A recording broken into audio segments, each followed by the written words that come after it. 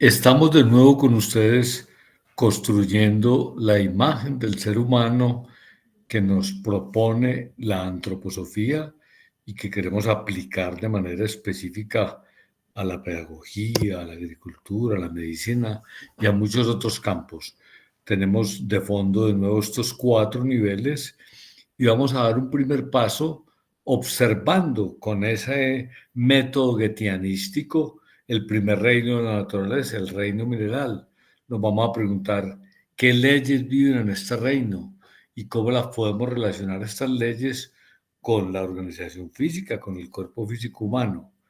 Uno podría empezar por observar cristales como el anterior cristal de cuarzo o estos cristales en cubos, y si uno hace una observación libre de todo prejuicio, uno puede empezar a mirar que aquí hay líneas rectas, que hay ángulos, que hay algo sólido, posiblemente el tacto sea frío, ocupa un espacio, tiene unas cualidades especiales que cada uno de los aquí presentes puede descubrir perfectamente con una observación sin prejuicios.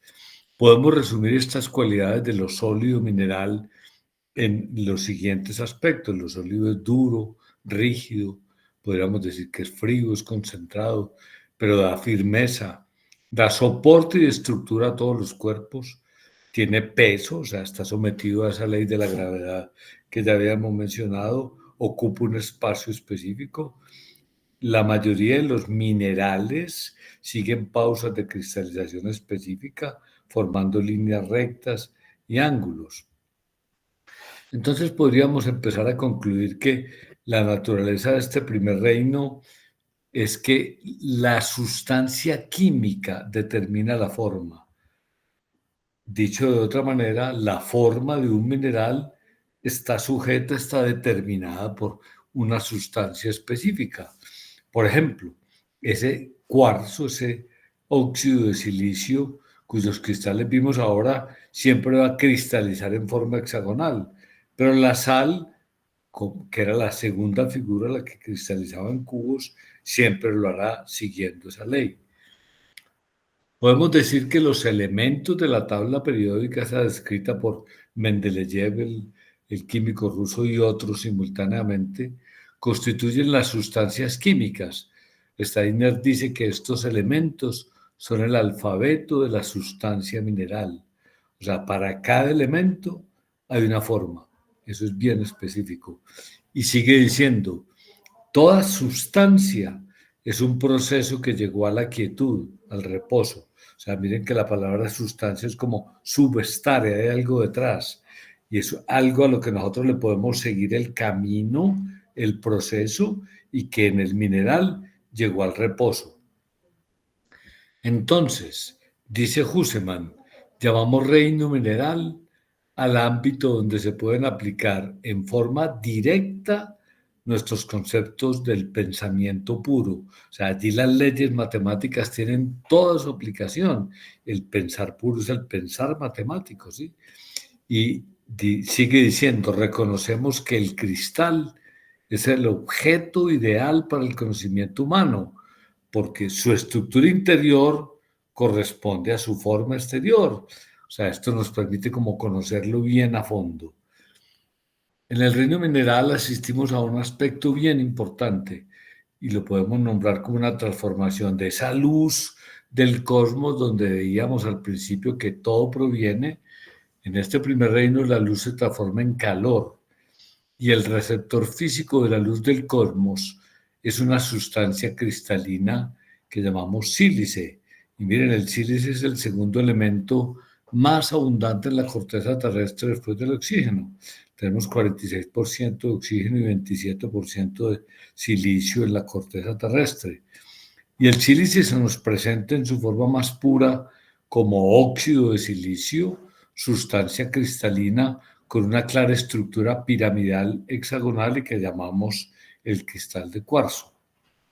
Dice Otto Wolff, el sílice está tan plasmado y estructurado por la luz que constituye en cierta manera un proceso de formación ocular en el reino mineral. No es fácil de entender esta frase y nos podemos aproximar a ella comprendiendo que el ojo es un órgano casi físico, transparente toda en su parte anterior, que deja pasar la luz justamente y que está al servicio de la luz. Este cuarzo, miren que representa un ejemplo hermoso de ese sílice ya hecho materia. Goethe expresaba este fenómeno así: así como el ojo es formado por la luz y para la luz, el cuarzo posee leyes internas inherentes a la naturaleza, por lo cual no ofrece resistencia a la luz y se hace translúcido. Y sabemos que cuando esos dos elementos, el sílice y el oxígeno, están ordenados de una manera geométrica, espiral, ahí es donde se hacen transparentes. Tenemos cuarzos contaminados con hierro, con magnesio, que nos dan otras formas de minerales como la amatista, como cuarzos de otros colores. Debido a sus cualidades transmisoras semiconductoras, el silicio se utiliza actualmente como el material básico en la creación de chips, de semiconductores, de celdas solares, bueno, todos los circuitos electrónicos y el material fotónico necesitan sílice. De hecho, mire, ese centro de creación en California donde están todas las tecnológicas más modernas es llamado el Valle del Sílice o el Valle Silicon Valley. Sin cuarzo, evidentemente, no podemos hacer vidrio, no podemos hacer recipientes cristalinos, etcétera. Aquí hay ejemplo hermoso de cómo está otra forma de sílice casi puro en la naturaleza y ejemplos de semiconductores y de receptores para celdas fotovoltaicas o para otros instrumentos. Podemos avanzar diciendo que la ciencia natural, la ciencia esa que nace hace 200 años, se caracteriza por aplicar el pensar matemático a los fenómenos de la naturaleza. Y a raíz de los éxitos en este campo, ha querido aplicar este pensar a los fenómenos de la vida. Entonces, el pensar matemático es válido para este primer reino, para la estructura de lo duro, de lo sólido. Pero cuando eso lo trasladamos al campo de lo vivo, a esto que llamamos los fenómenos de la vida, esa ciencia natural empieza a cojear porque el pensar matemático ahí no es completamente aplicable, ¿sí? Para los métodos de lo inorgánico y de lo muerto, esos métodos, mejor dicho, no son aplicables a lo viviente. Necesitamos otro camino para lo vivo.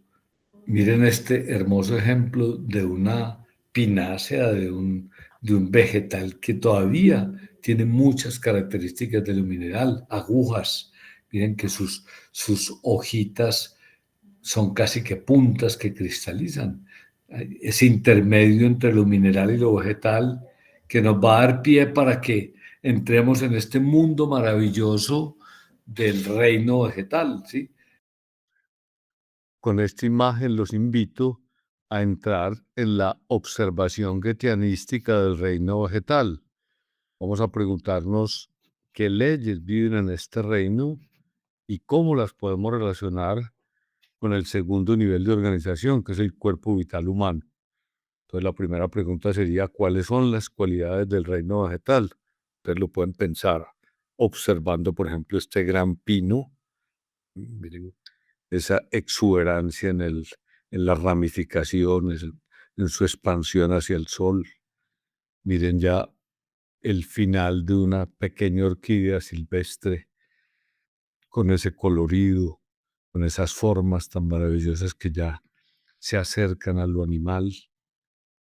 Y ahí podemos decir entonces que lo vegetal integra al espacio la dimensión temporal. O sea, pasamos de lo espacial, mineral, sólido, a lo temporal, vivo, vegetal.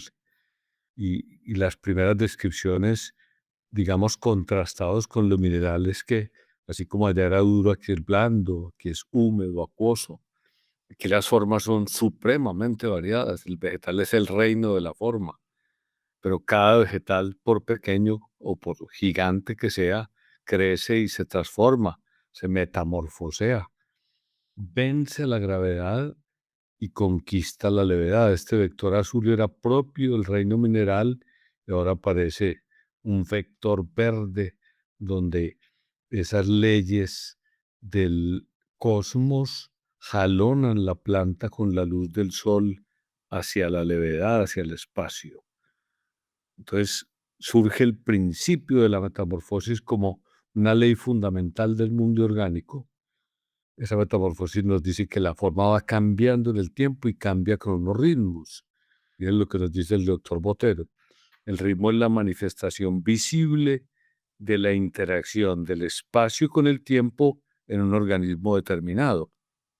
Entonces podemos afirmar que el modelo formativo vegetal se emancipa, se separa de las leyes de la gravedad, va más allá de las leyes físico-químicas, o sea, incluye esas leyes, no las niega, las incluye y las supera, las transforma, ¿sí?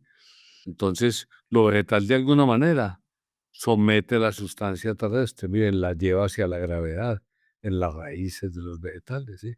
Pero la eleva a lo viviente donde ya actúan unos principios de forma dados por la luz solar y por todas las influencias cósmicas.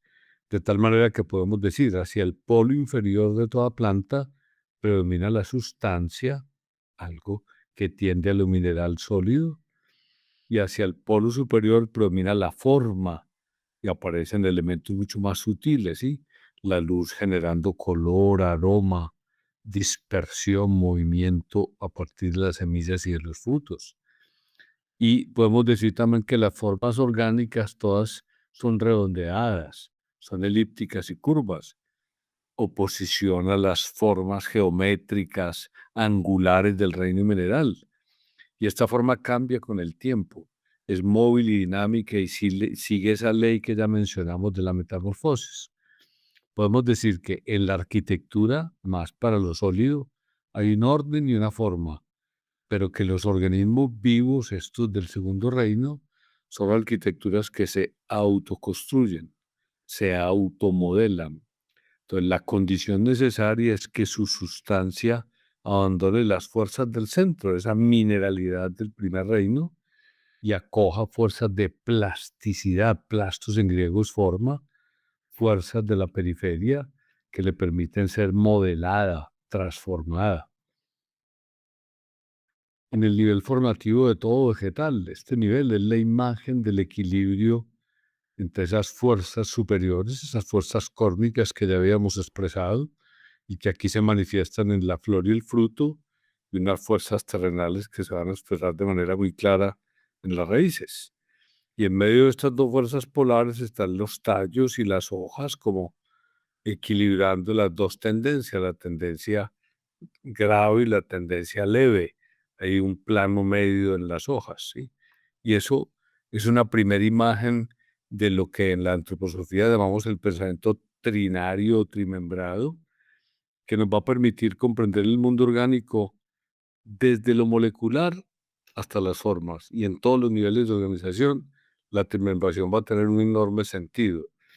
Y aparece un elemento nuevo que llamamos carbohidrato. Miren, hidratos de carbono, la sustancia típica de este segundo reino, donde los elementos básicos de esta construcción son el carbono, el hidrógeno y el oxígeno.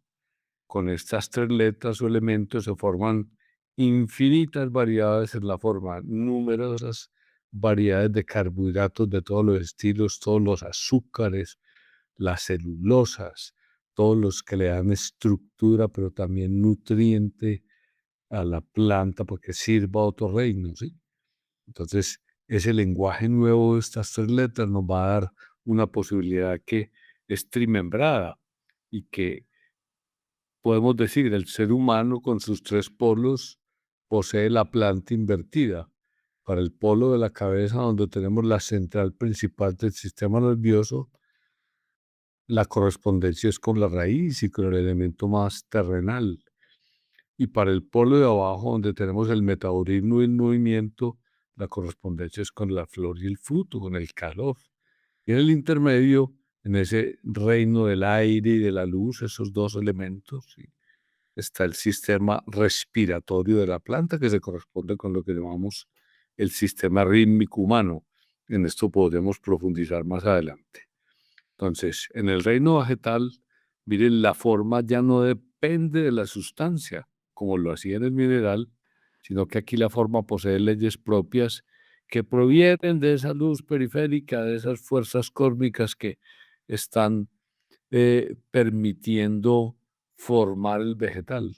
Y esas fuerzas formativas no las vemos fácilmente con los sentidos y solamente las podemos percibir por medio del pensar humano, porque son las leyes universales a las que accedemos con nuestro pensar.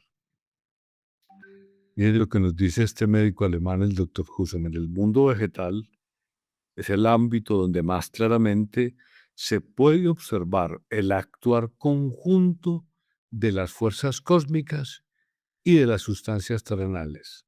Esos dos procesos se encuentran en el vegetal. Y el mundo vegetal, sigue diciendo, puede existir en la Tierra debido a que en el mundo físico existen sustancias que no se quedan limitadas a esas leyes físicas, sino que por el contrario se adaptan a otras leyes.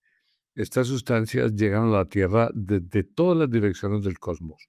Steiner, ya lo habíamos dicho, las nombra fuerzas de la periferia, que son las responsables de la vida, y la vida se expresa por primera vez en el reino vegetal. Podemos comprender, dice Steiner, lo vegetal cuando consideramos el actuar conjunto de lo terrenal físico y de lo cósmico etérico. Un poco esta figura del doctor Botero nos muestra esa tendencia estructurada angular de los minerales. Aquí podemos imaginar un cristal de cuarzo hexagonal y un principio cósmico redondo que en su interacción con lo terrenal genera nuevos principios de vida y procesos de metamorfosis. Aquí ya surge lo vegetal, transformando estas fuerzas minerales por acción del principio cósmico. Este sistema de fuerzas, que está muy unido a la semilla y que es capaz de recibir los rayos del sol y transformar las sustancias muertas, léase CO2, anhídrido carbónico y agua, que son los elementos básicos que toma la planta. Entonces, esas fuerzas transforman estas sustancias en sustancias orgánicas. Esas sustancias ya mencionadas, que son el hidrato de carbono, con este lenguaje, ¿sí? Oxígeno, hidrógeno y carbono, provocando de esta manera crecimiento y reproducción. Retomo, este sistema de fuerzas es llamado por Rudolf Steiner cuerpo de fuerzas formativas, cuerpo vital. Los antiguos hablaban de cuerpo etérico. Evitamos un poco esta palabra por la confusión con la palabra éter, pero tiene sentido, se puede nombrar como cuerpo etérico. Este cuerpo vital es el que mantiene con vida los cuerpos físicos de todos los otros reinos, plantas, hongos, que no los menciono aquí, animales, seres humanos. Todos los seres vivientes necesitan este sistema, este cuerpo de fuerzas formativas. Y el representante más claro del cuerpo vital en la fisiología de los seres superiores, animales y humanos, es el sistema vegetativo. Y el órgano central es el hígado. Miren que aún desde el nombre el hígado está relacionado con vida, con vitalidad. Leben en inglés, Leber en alemán, siendo vida Leben, y en nuestras lenguas romances hígado es el órgano de la higuera, que en muchas culturas era el árbol de la vida. Entonces había una correlación muy cercana entre hígado y vitalidad, y por eso Steiner dice que es el asiento del cuerpo vital y el órgano central de la vitalidad.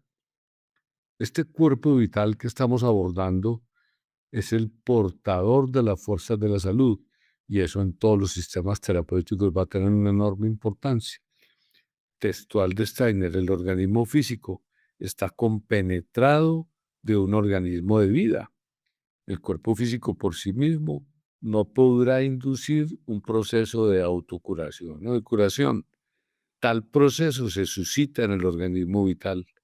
La salud es un estado que tiene su origen en el organismo vital, y la curación tiene que basarse en el tratamiento del organismo etérico o vital. Esto lo dice Steiner e Ita Beckman, la médica holandesa, en Fundamentos para una ampliación del arte de curar, capítulo 2, ¿por qué enferma el ser humano?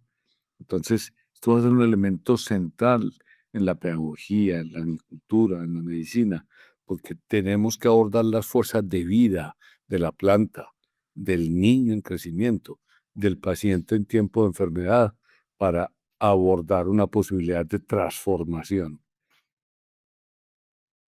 En el Vademecum de Medicamentos Antroposóficos nos regalan una linda definición de este cuerpo vital, u organismo de fuerzas formativas, y dice: nuestro cuerpo físico, nuestro cuerpo perceptible por los sentidos, está interpenetrado por un sistema de leyes de la vida que lo construyen y lo mantienen vivo a lo largo de la existencia. Solo al morir pueden entrar en acción en el cuerpo humano las leyes puramente físicas del mundo exterior.